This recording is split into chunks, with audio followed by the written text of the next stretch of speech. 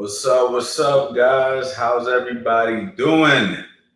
No days off November here live at the CA Boxing Gym located at 221 Broad Street, Florence, New Jersey. Um, Hope everybody's having a blessed day. Today we're going to keep it light. As you can see, I'm in the lobby. I'm not in the gym area. I'm not where the heavy bags are. I'm not where the boxing ring is. This is the lobby area. Just wanted to go ahead, chop it up with you guys, show my face. I promised you guys that I would be going live every single day for the month of November. So if you guys have anything you guys want to talk about, boxing questions, whatever it is, now is the time. You guys are more than welcome to keep it, you know what I'm saying, to holler at me, talk about anything boxing related. Um, I'm just chilling, man. Let me say what's up to my boy Kirk, man. Always showing love, man. Kirk in the building. What's going on? We got money stacks. Coach, how's your day been so far, man? It's been a fantastic day, man. I really can't complain. We just been coaching all day.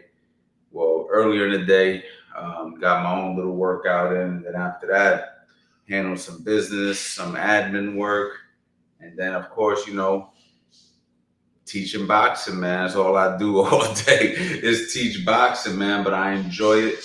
I got a super dope facility right now, super dope members, and we're getting to it every single day. So yeah, man, it's been good, man. And I don't know if you guys have been watching the recent episodes of No Days Off November, but these have been really informative episodes. So I don't know if you guys have been catching every single one, but we did one yesterday, defensive responsibilities with my boy Coach David. That was super fire. Day before that, I had Eddie on the pads with Coach David. They were doing a couple of drills, even though I named it Trump versus Harris predictions, but really it wasn't a political stream. I was just using that for clickbait. Then the day before that, I did a how to shadow box, and the day before that, I did a basics fundamentals for my beginners. So No Days Off November have been super dope. And like I've been telling people, man, now that I got my own facility, my online coaching is about to go to a whole nother level. So all my people who can't make it here, who aren't, who don't live in New Jersey, you guys are gonna have access to me live like this. I'm moving all my courses to a monthly subscription based model, and I'm also gonna have some other dope additions like live streams like this. It's gonna be a lot of cool stuff, man. You know what I mean? Right now, I'm just getting everything set up. You feel me? We got Nick and Andrew Bush. What's going on? We got Mario in the building. Hello, Coach. What's up, my guy? Mario. We got Jimmy Jones. What's up, Coach? If you were Keyshawn, would you have called off the fight? Man, I don't even know what's going on with Keyshawn. What happened with Keyshawn? Update me. I'm not even paying attention, bro, to be honest with you, man. Update me, Jimmy. What advice would you give a person looking to lose weight? Okay, that's a good one because I've struggled with this my whole life. And what's worked for me in my life is, first of all, your mindset got to be on point. It can't be like you just want to lose weight and what's the quickest way to lose weight, right? Like for you, you got to get this involved. Like what's driving you to lose weight? Why do you want to lose weight? You know what I'm saying? Then you just got to fully commit. You know what I mean? Obviously, I think a lot of us know when we're eating some bullshit. You know what I mean? I'm going to do a nutrition live stream one of these days. I keep saying that one of my No Days Off Novembers, I'm going to teach you guys about macros. I'm going to teach you guys about calorie counting and all that stuff and how I would suggest you approach it. But the main thing is we all kind of know when we're eating bullshit. I do it all the time, bro. As much as I know about nutrition, I eat a lot of bullshit, man. It's just like you just eat, you don't care. And then you think you could work it off. And the truth is, you can't work off a bad diet. It just doesn't add up. If you're eating like, let's just say you're eating, I don't know, 5,000 calories. Do you know how much you have to work out to lose 5,000 calories in the workout? Like people think like they could do a boxing workout, jump rope, shadow box, hit the bag, and go run, and they can burn off like 2 pies of pizza. It's not how it works. I mean, you might burn off 500 to 1,000 calories. I mean, 3 freaking slices of pizza, depending on the size of the pizza, might be 1,000 calories. So if you ran 3 miles, hit the bag for 6, 7 rounds, jump rope and shadow box and everything, and you burn 800 calories, you still might be in a 200 calorie surplus. So for me, it's like you really have to hone in and know what you're eating. You know what I mean? Really pay attention to what you're eating. This is where education comes in for those who don't know anything. But if you're looking to lose weight, man, it's all in your diet, bro. That's what I'm gonna say. It's like 90% diet. You know what I'm saying? Maybe we're gonna take some percentages off of the diet, and I'm gonna say we're gonna have to go, you know, 50% mindset and 40% diet and 10% exercise. Like, but losing weight is mainly gonna be from your nutrition. You know what I mean? And your mindset and your discipline. How serious you are about sticking to your calories, man. So diet is number one when it comes to weight loss. There was a post that I liked a long time ago that said, you build muscle in the gym. No, you lift weights to build muscle. You do cardio to build your cardiovascular health. And you diet to lose weight. You see what I'm saying? And that's like the best way to put it. A lot of people join my boxing gym and think that, not a lot of people hit me up about boxing because I don't really have a lot of overweight people that's been coming through my gym. I do have a couple of people that need to lose a few pounds, but nobody's like, there's not like a large percentage of overweight people here, even though we will gladly bring you in here to lose weight, because at the end of the day, that's what this facility is for. This facility is to teach you how to box, help you with your habits, and you know what I'm saying, just give you a whole different experience, something that you might never have experienced before. But at the end of the day, you can't just join my gym and think you're gonna lose weight because I have a boxing gym and I'm gonna put you through a boxing workout. Your diet has to be on point. So nutrition is key. I will go ahead and do a live stream strictly on nutrition very soon. As you guys can see, we've done a lot of demonstrations this no days off so far, and right now we just chopping it up, doing some boxing Q&A. But I'll have a dedicated nutrition one, so make sure you hit that bell notification, Vinny, so you can be notified when I go live. Make sure you have my number, because I will be doing an in-depth one, a real in-depth one for you.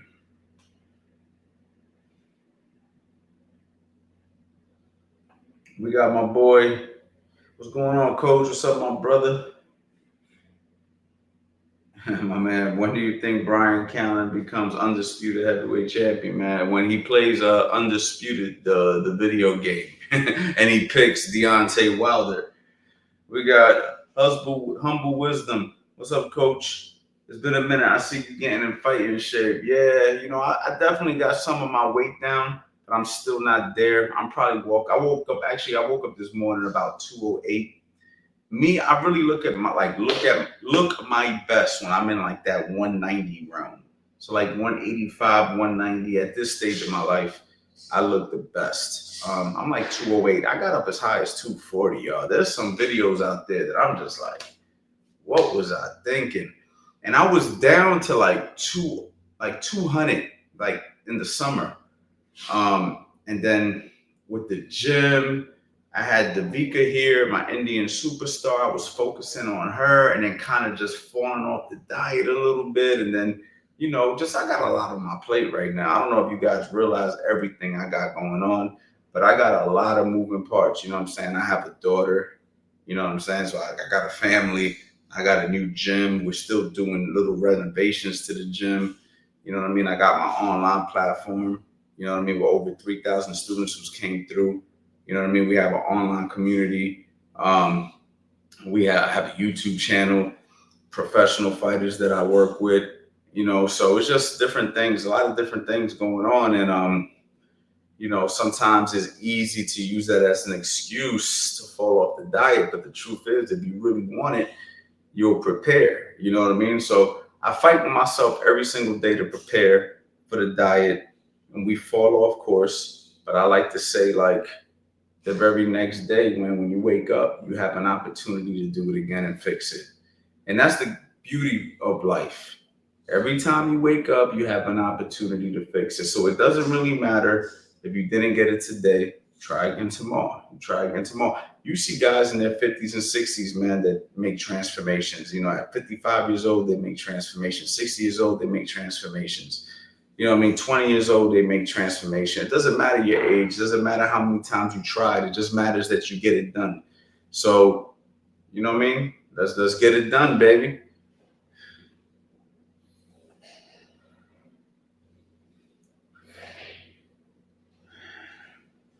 Okay, so I guess you guys are talking about Keyshawn. His opponent was 7 pounds over. I guess it would matter who's his opponent. Is he fighting somebody who is a real threat, or is he fighting somebody who he feels that he can handle? How's the money looking? And I mean, I don't know. I think that's just like you call it like that's something that you do on the fly. Like you make a decision on the fly. Like if we're gonna fight somebody that we know we can beat, we might just want the rounds. We might just say, yo, we'll take it for the rounds. We know we're gonna kick your ass even worse now for coming over.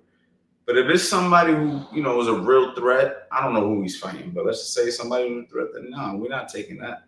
We're not taking that. So 7 pounds is 7 pounds, right? So it just depends. I think that's one of those choices that you have to make as a team, and it also depends on who your opponent is. You know what I mean? But sometimes these guys will still take it because you want the rounds. You need the rounds. You know what I mean?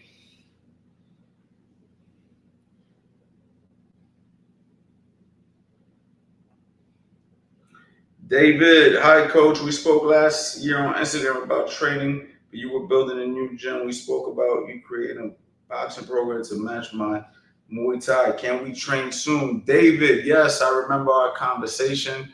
Yes, we can. I forgot, how were we in contact with each other? Did you DM me on Instagram? If you did, can you do it now? Can you shoot me a DM now?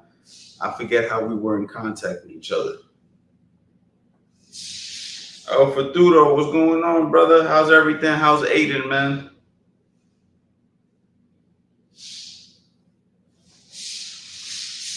Young, what skill level would you say I'm at if I've been training boxing, but not for a whole year, just on and off? I would say you are a beginner, but I'd still have to see you. You know what I'm saying? But yeah, I'd say you're a beginner, bro. Anything under a year is a beginner, and especially you've been on and off, so you're definitely, to me, still a beginner.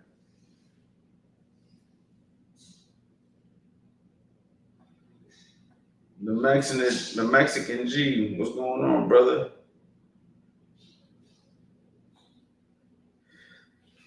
Devin Henry, what advice would you give a new coach in regard to growing clientele? That's a good question. We got a business-minded guy in here. For me, would be do a fantastic job. Nothing beats doing a good job. Okay, well, doing a good job with good marketing put together, right? You need both. But if you do a really good job, people get to talking. People start talking to each other and saying, yo, man, you need to meet my new coach, man. You know, the work, you know, the guy is good. I'm learning a lot. You know what I'm saying? The gym is dope, stuff like that. Like every day I try to say to myself, how can I provide the best service to my members so they can love it, so they could want to continue to come here, so they could want to tell their friends about the facility, so they could want to see my gym grow, so they can give me a good review on Google. Like this, like that's the key. I think a lot of people miss the key to business. Just think about it like this. When you go somewhere where they're providing a service for you, if they do what they promised they said they was going to do and give you a nice attitude and treat you welcoming and friendly and all that, I think you're going to like the place, right? It's going to be very hard to not like that place, right? And then you're going to tell your peoples about that spot, right? Like if you go to a cool restaurant, a nice restaurant, it's clean, the food tastes good, the waiters are nice, the girls are there, they're friendly, the guys are friendly. They treat you like family. When you leave, you're like, yo, that was dope. I want to go back. Like, you know what I mean? The food was good, the people were cool, the atmosphere was dope. So, as a coach, it's very similar. You know what I mean? You might have some personal shit going on in your life, like we all do, but you have to like say to yourself, I gotta leave that at home. And I gotta make sure when I come to the gym, I work with this client the way that, this client is expected to be worked with. If that client's trying to lose weight, you're putting effort there. They want to learn, you're putting effort there. And then you need to capture some of this stuff and tell people because, people need to know that you exist, right? So we have platforms like YouTube, Instagram, TikTok. You know what I mean? We need to utilize them. I mean, it's free advertisement. You feel me? So, you have to utilize everything. First and foremost, do a good job. Do it honorably. You know what I'm saying? Do the best you can. Do your research, educate yourself, become better at your craft, and promote yourself. Don't be quiet. Don't be that guy who just does a good job and doesn't tell nobody. You feel me? And tell as many people that you know what you do. You're at the supermarket, you have a conversation with somebody. Hey, and for the record, man, I'm a coach. If you ever want to check out boxing, hey, and for the record, you know what I'm saying? I train over here at this gym. You know what I mean? Stuff like that. Basics, man. Basic fundamentals.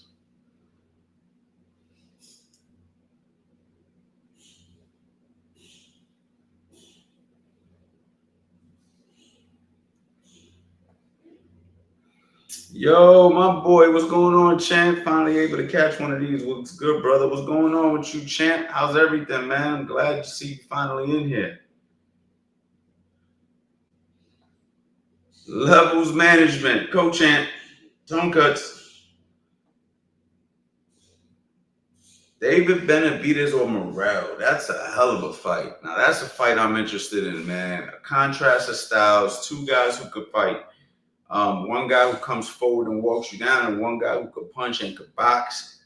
Morrell has all the skills to beat a guy like Benavidez, but I don't know if he's got the experience. And Benavidez has all the experience and is strong, but the style that Morrell has is a challenge for him. So that's a toss-up fight. My gut tells me Morrell, but I wouldn't bet on it. You feel me? My gut tells me Morrell, but I wouldn't bet on it.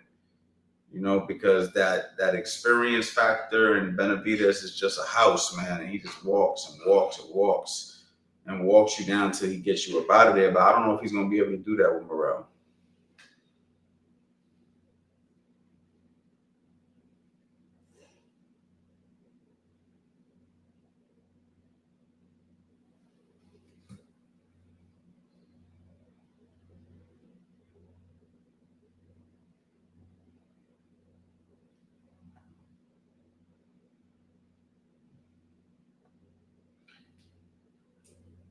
Any advice for a heavyweight boxer that wants to slim down but not compete, man?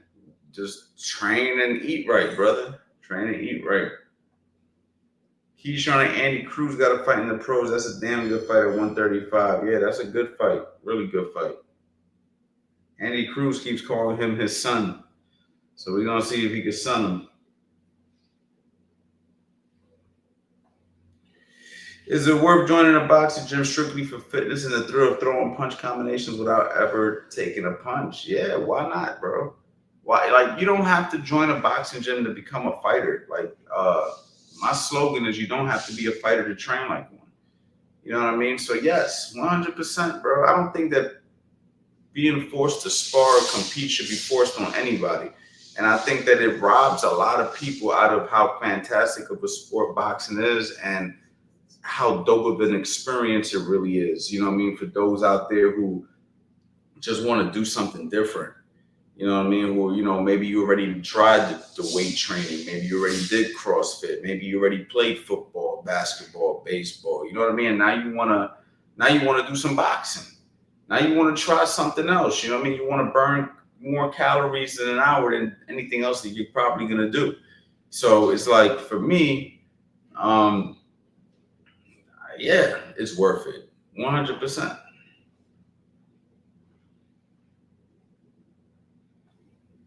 Sparring before or after running and bag work? I would run after I spar. Yeah, I wouldn't run first. I would run after I spar. And bag work comes after sparring. So if like the day that I'm sparring, we're shadow boxing, jumping rope, shadow boxing, sparring, and then jumping rope, shadow boxing, sparring, and then we're finishing our rounds on the bag. And typically the way it works is, let's just say I'm working with a guy who's fighting a 12-round fight. If we spar, let's just say 6 rounds, I'll throw him on the bag for 6 rounds. See what I'm saying? So we'll finish our rounds on the heavy bag. That's usually how I like to do it. If I'm working with an amateur guy, then I don't know, maybe he spars 4 rounds and I still throw him on the bag for 4 rounds. You know what I mean? Just depends on how the sparring goes too. Sometimes guys spar really hard, their hands are hurting after, or you know what I'm saying, or they're just like a little bit beat up. Then we won't hit the bag. Maybe I'll just be like, that's good for today. So it also just depends. Like, see, this is the thing about boxing coaching, guys. Like when you're boxing at a sparring and a competitive level, a lot of this shit is the eyes. And when I mean eyes, I mean like the coach has to make judgment off of what he sees. I'll give you an example. I was working with a guy and he was getting torched. It was my fighter. He was getting torched by another kid. And he came back to the corner prepared to do another round, and I told him, hell no, you ain't doing no more. And then after he was done with the work, we was done for the day. He just wasn't listening. He wasn't doing what I was asking him to do, so I stopped the sparring the same way a guy would stop the fight in a fight. You know what I mean? So this happens in boxing. You know what I mean? So we don't always have good days. Our fighters do lose. Our fighters do get busted up. So as a coach, you have to have the eyes to know when it's time to pull your guy out of sparring. To give you guys another example, like I had a guy when I first started coaching. He sparred somebody. Somebody you guys probably know. I'm not going to mention no names. I don't like giving names. I'll just give you the story. So he was sparring and he was getting touched up. See, all my guys don't always win. A lot of people come to me for advice. Like, I keep it 100. Not everybody I have is going to get the best of the work. Not everybody you see me in the corner with in the fight is always going to win, right? You know what I mean? It is what it is, man. This is the true reality of boxing. So this guy was sparring somebody. He was getting touched up. I seen it in his eyes that he wasn't good. So I was like, all right, that's it. He was like, nah, coach, one more round. Nah, coach, one more round. So I went against my instinct and was like, all right, bro, I'm going to give you one more round. One more. And then that's it. He went out there and got knocked out in sparring with headgear on under my watch. This happened back in like 2015. So ever since then, I'm like, never again will I go against my own instinct, because I knew that he wasn't good. I knew that he shouldn't have went out there, but I allowed the fighter to let his ego talk me out of my coaching sensibility. So I don't know how this went from sparring before or after bag work. I know why, because I said it all depends on how the sparring goes if I throw a guy on the bag. You know what I mean? But then it turned into something else. But yeah, yeah, I hope I answers your question. I went to a whole other answer. But the reason I say that is the eye test of the coach. The coach has to see the fighter and see how things are going before he gives you another piece of a curriculum. So like a lot of guys, when I coach them online, they want me to give them like this set in stone program. Like, coach, if you're going to coach me online, can you give me this I got to watch you shadow box. I got to watch you hit the bag. I got to watch you spar before I can just give you this like template. Like, oh, this is already written out. If you just watch this or read this, I'm going to turn you into a champion. No. I have the fundamentals, like all my courses. I have all that stuff, and all that stuff is there. However, if you want me to individually work with you individually, I have to see where you're at. So I can't tell you to give me 4 rounds of jump rope, 6 rounds of shadow boxing, 8 rounds of heavy bag work if you fucking tired after the first round of jumping rope. You know what I'm saying? I got to see where you're at, and then we can build progressively from there. So to answer your question, it all depends, you know what I mean, on the athlete and where he's at. But sparring always comes after the warm-up, and the heavy bag always comes after the sparring. And if you're going to run that day, you run after you spar. Mr. Special Feature, what's good, Coach Anthony? What's good? What's good?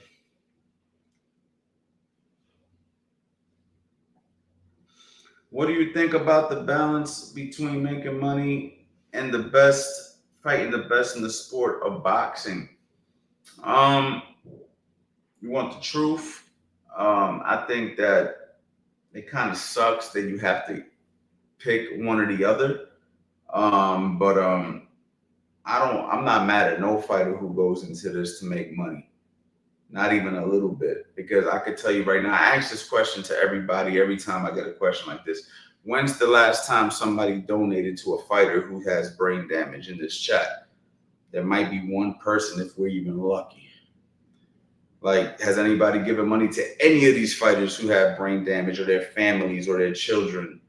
So, you know, for me, when you're a prize fighter, you know what I mean, you're fighting for a prize. And if there's an opportunity for you to make more money, go get that money. Go get that money, because when your career is over and it's all said and done, ain't nobody gonna give you shit, and they gonna forget all about you.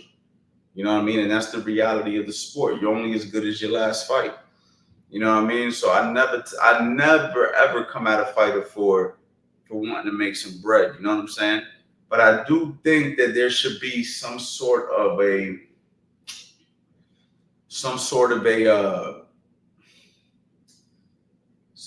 like regulation for fighters who want to claim that they're the best in the world.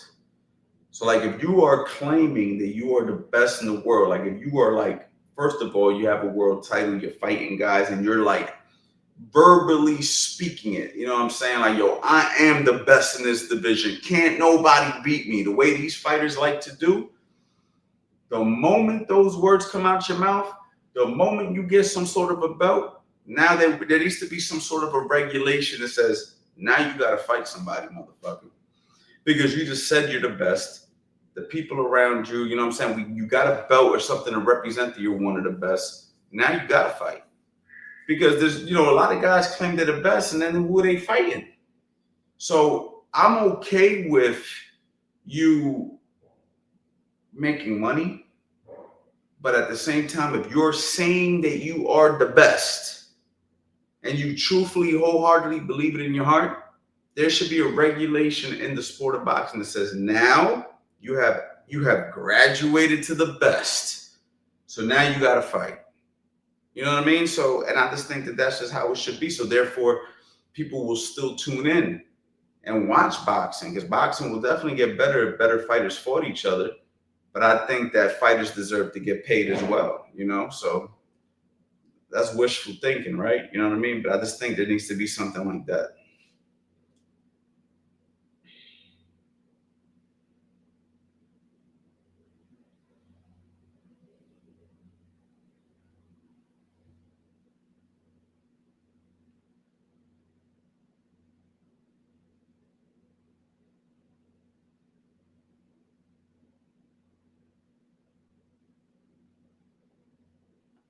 Can a fighter pick up bad habits playing other sports?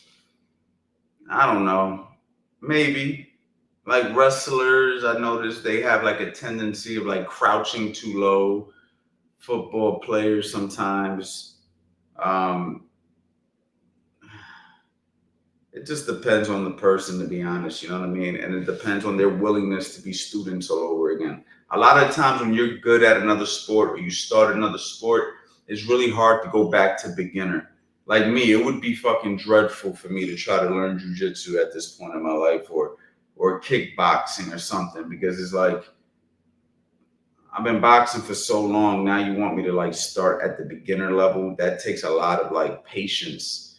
And if you're not truly fully invested, and you don't really want to learn the thing that you're signing up for, you're just not going to be able to break those habits because it's just like, it just takes that much, it's that much of a requirement for you to be like, yo, I'm all in on this, right? So I just think it depends on how bad do you want to learn and how willing are you to be a student at the ground level again. And yeah, then it could be broken because anytime you have a bad habit, you just have to drill yourself out of it. You know what I mean?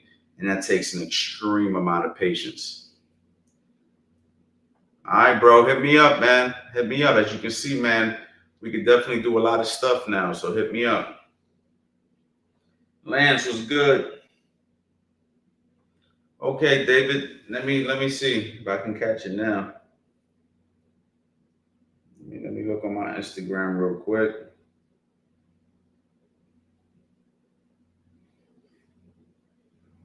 I got you, bro. All right, I just messaged you back, so I just put you there so you're on the top of my recent DMs, and we could talk in a little bit. Thank you, Dave. Bro, are you still Ford's head trainer? I didn't see you at the weigh-ins. No, I do not train Raymond Ford no more. We split ways after the Nick Ball fight. So, you know what I mean? I got a gym. I got a lot going on. So he's doing his thing. He moved to Houston, Texas. And I'm out here in New Jersey. So it is what it is, man. So hopefully, you know, I wish Ford the best, man. I wish him nothing but the best.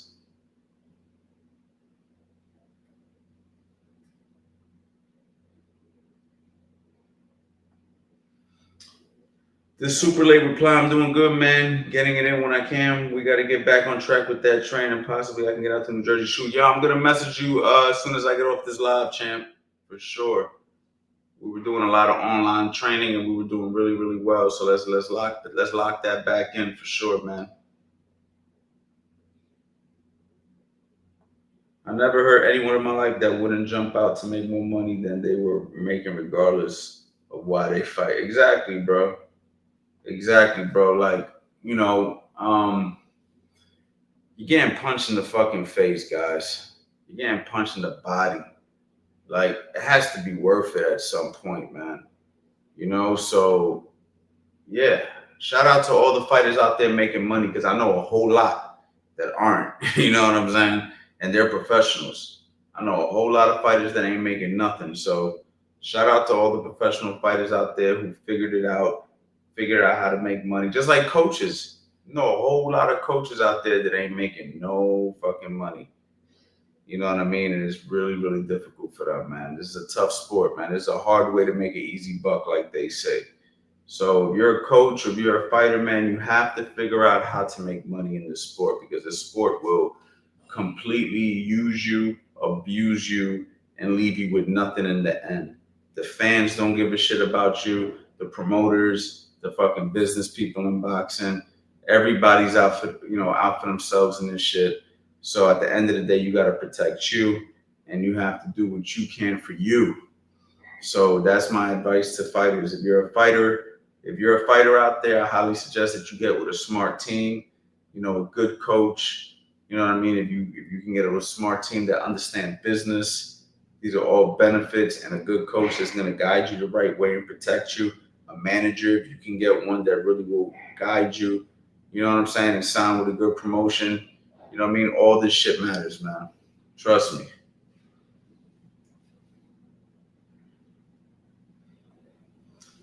Coach, when I'm hitting the heavy bag and working on 1-2, what are some techniques to get my head off the line besides rolling under the hook? I mean, you can slip outside toward your lead side and then pivot left, depending on how you land the right hand. You know what I mean?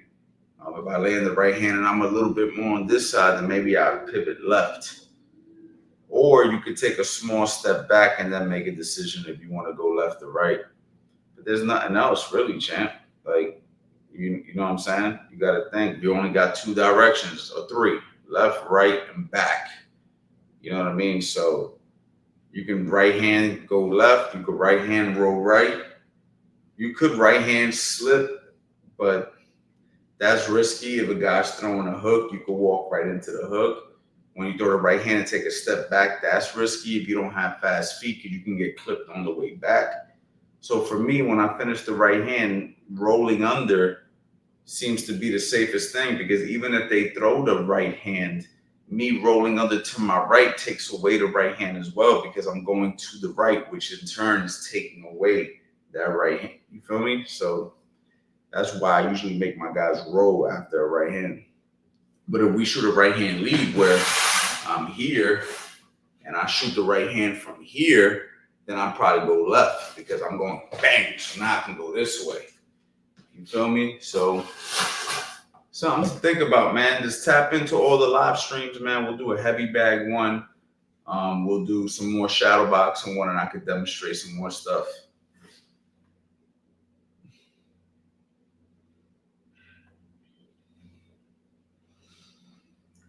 Oh, Wizard Coach, thank you for all the gems. No problem, guys. No problem.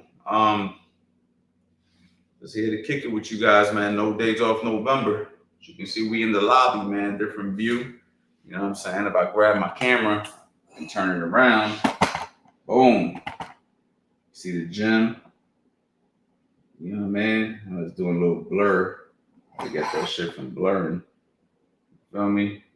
So, but turn that thing around. We in here today.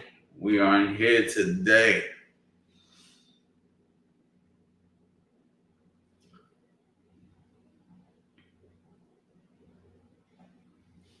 I saw your Instagram photo with Zhang. What's your thoughts on him as a boxer, and his W over Wilder was impressive. That night, I didn't even get to see his win over Wilder because I was working with Raymond Ford, and I didn't even get a chance to watch the fight. But yo, he's a cool guy, bro. Super dope dude, man. So very humble.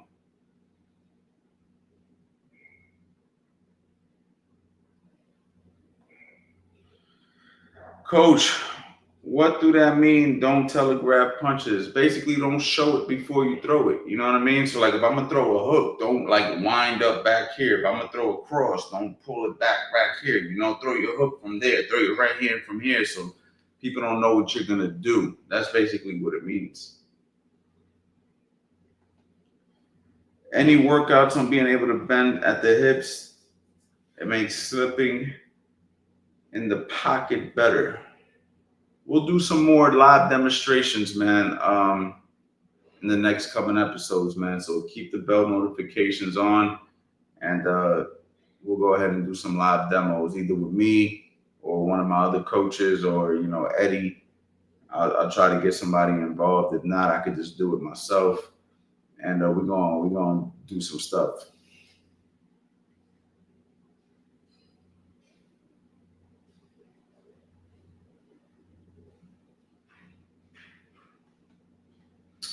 Coach Anthony, is it bad to keep the fist closed at all time when hitting the bag? A local buddy says to keep the hand loose and then close hand. But yeah, your buddy's right. You want to stay relaxed.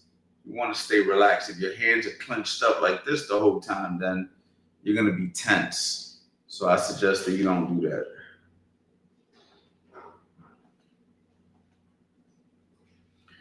Hey, Coach, I started training in the fight team with a new trainer. He trains a wide stance with the back foot pointed, heel up. The stance feels very uncomfortable for me, and I feel stiff as a rock. Pause.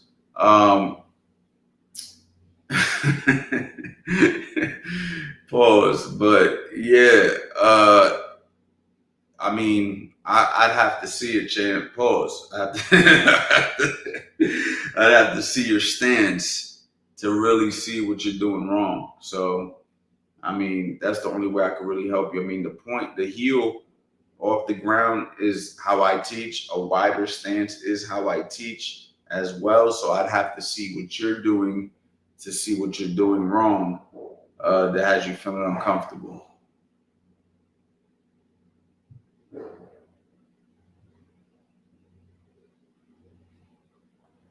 I don't know anything about Lemos, bro. I'm like the fakest boxing fan, yo. I really need to stop this, bro. Like every year I get these kind of questions and I don't be knowing who the hell is who. You would think a guy like me who's been at the highest level as a coach would know everybody, but I really just don't. I don't even know who Lemos is. I know Keyshawn. I know Keyshawn is, a good boxer. but I haven't seen Lemos yet. So I guess Lemos is how you would say his name. So I'd have to look him up, man, and get back to you. Have you ever met Amir Khan, and why do you think his career went the way it did? I have met Amir Khan a couple of times, actually. Very nice guy. I don't know why I went. I mean, he did great, bro. Silver medalist, world champion. But you know, things happen when you fight at the top of the sport. You know what I mean? Like, this is what people have to remember, bro. When you're fighting at the top of the sport, things happen, dude. Like, listen, you guys see me in the corner of fighters who won world titles and fighters who's lost world titles. I've lost world titles. Yeah, lost world titles and lost at attempting to win world titles. You know what I mean? When I had Hank Lundy, we fought Terrence Crawford, right? We lost. I had Outlaw Eric Hunter. He fought Lee Selby for the world title. He lost. We knocked him down, but we lost. Tevin Farmer won the world title. I thought against what the hell was that Asian guy's name? Damn, bro, my memory is bad. Anyway, Tevin Farmer, I thought he won the world title. He got robbed. He lost. Then they went and overturned it because the guy got caught on steroids. Kenichi Ogawa. Then we went ahead and he fought the guy from Australia. Frick, man, my brain's messed up, man. I'm forgetting people. Who the hell was the dude from Australia that he beat, man? Can somebody tell me, man? Anyway, we won the world title in Australia. Defended it 5 times. And then we lost to Jojo Diaz, right? Then Raymond Ford. We went on 5 winning streak, beat Oda Beck, you know what I'm saying? Won the world title. And then the very next fight lost to Nick Ball. Like, so what can y'all say about a coach who's had fighters who won and lost, right? You could say, oh, is Coach Anthony falling off because this guy won and then this guy lost, and then 3 days later you see me with another fighter, he won. Fighters lose too, because when you're fighting at the highest level of the sport, it's a different game. You know what I'm saying? Like, everybody is good. So Amir Khan lost to some good fighters, you know, and then maybe after a couple of losses, you know, maybe the training intensity wasn't the same. Maybe the hunger wasn't the same. I don't know. You know, maybe he just reached his peak. But I think overall, Amir Khan had a great career. You know, he was an Olympic silver medalist and a former world champion. I mean, it's a hell of a fucking career, bro. Fantastic career. Matter of fact, great career. You know what I mean?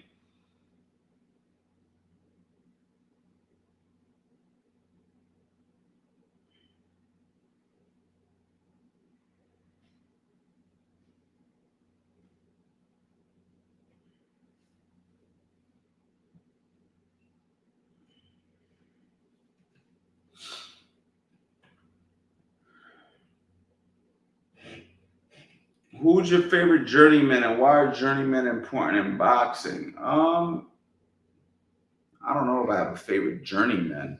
Back in the day, it was Glenn Johnson. Glenn Johnson, the Road Warrior. That dude was fun to watch. You always knew he could win a fight. You know what I'm saying? And he was really good. And he had like 11 losses, 12 losses at one point. You know what I mean? So I like Glenn Johnson as in history, my favorite journeyman.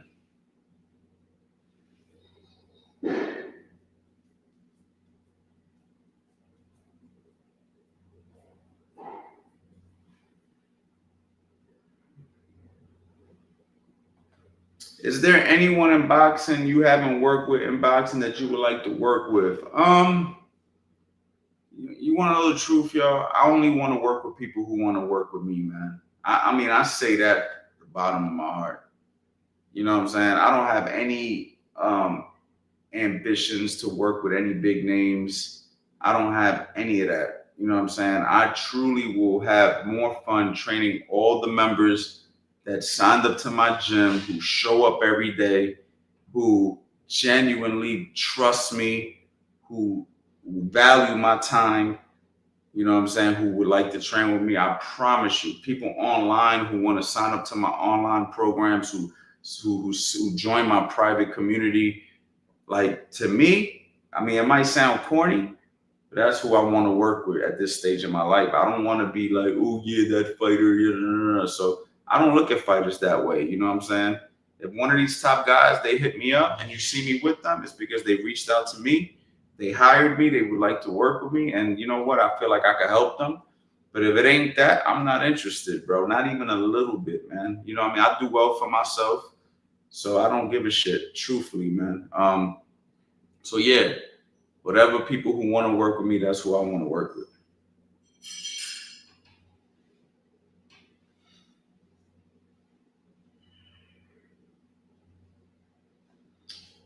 Coach, are you okay with your fighters dropping their lead? Coach, are you okay with fighters dropping their lead hand to like chin level when fighting? Is it not comfortable to keep? Oh yeah, 100%. I'm comfortable with it as long as my fighter can handle the reactions. Like, you know, like, this is a cool spot. I tell guys this is a good spot. I like to teach guys in the beginning to start here, but you know, we end up here. It's okay as well, but you have to be able to block those punches, because if you don't, you're gonna get caught. You know what I'm saying? So yeah, it all comes down to if you're getting hit or not, truthfully.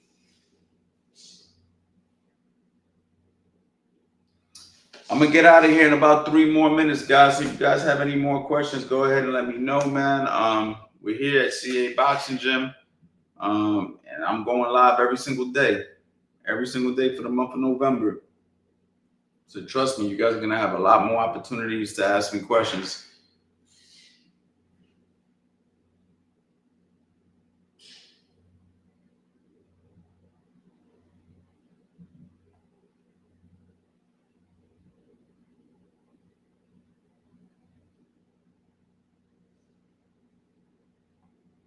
Coach, do you have a episode on upper body rhythm or rhythm in general? Yeah, on my YouTube channel, like, just type in rhythm, Coach Anthony. You should be able to find. I got stuff on that for sure. But again, man, hit the bell notification, and you know, maybe I could do it in real time and show it to you in real time. You feel what I'm saying?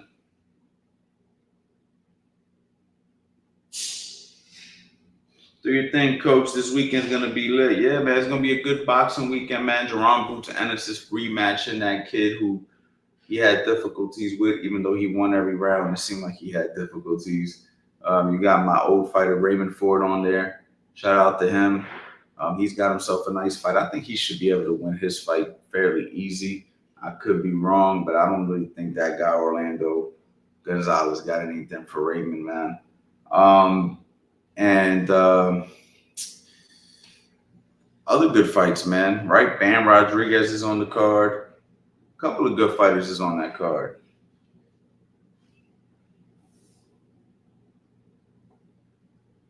Respect from Argentina, Coach. Respect to you, champ. What fundamentals do you think Gervonta Davis is good at? I think he's good at everything, bro. I think he's the most complete fighter at 135.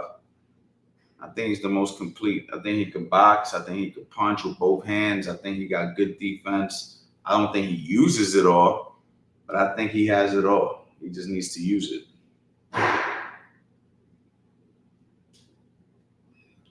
You guys keep talking about this Keyshawn fight, so that's what I'm gonna do after this. After this, I'm gonna look up Keyshawn's opponent, and yeah, I'm gonna check Keyshawn out tomorrow, man. I want to see what this guy that he's fighting is all about.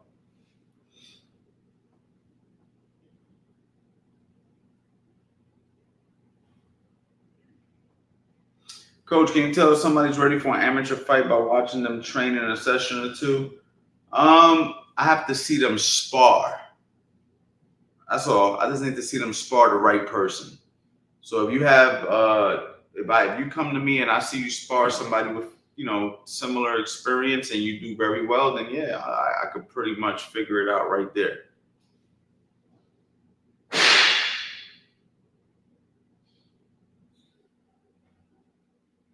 So yeah, guys, that's it for today, man. I'm about to get up out of here, man. Oh, we got another question. what are some tactical advantages to the wide stance? I just think that you have better balance. I think you have better balance, man. That's really the main advantage. Your balance is just better for upper body movement. And I think that the feet, if there's a wide stance, you have the capability of closing your stance in moments. You know what I mean? Where if you started a closed stance, it's kind of hard to go the other direction. So I think it's easier to do this than to do this, or if you're going to do this, then your feet come together, right? So for me, I think that having a wider stance to start, and not spread out, you know what I mean, completely pause, but more so like a wide enough stance that you can go ahead and make decisions from there.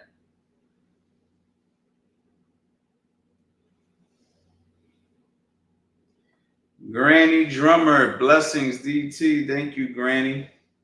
My man Lance. Appreciate it, man. Have a good one, gentlemen. Yeah, man, I'm up out of here, man. Thank you to everybody who tuned in, man. Please keep the bell notifications on, man. Please do that and be on the lookout. I will be going live every day for the month of November. So this weekend we lit, guys. This weekend we are 100% lit. I'm gonna put together some dope ideas so we can go ahead and have a exciting weekend and a really good week next week, man. So have a good night. Peace.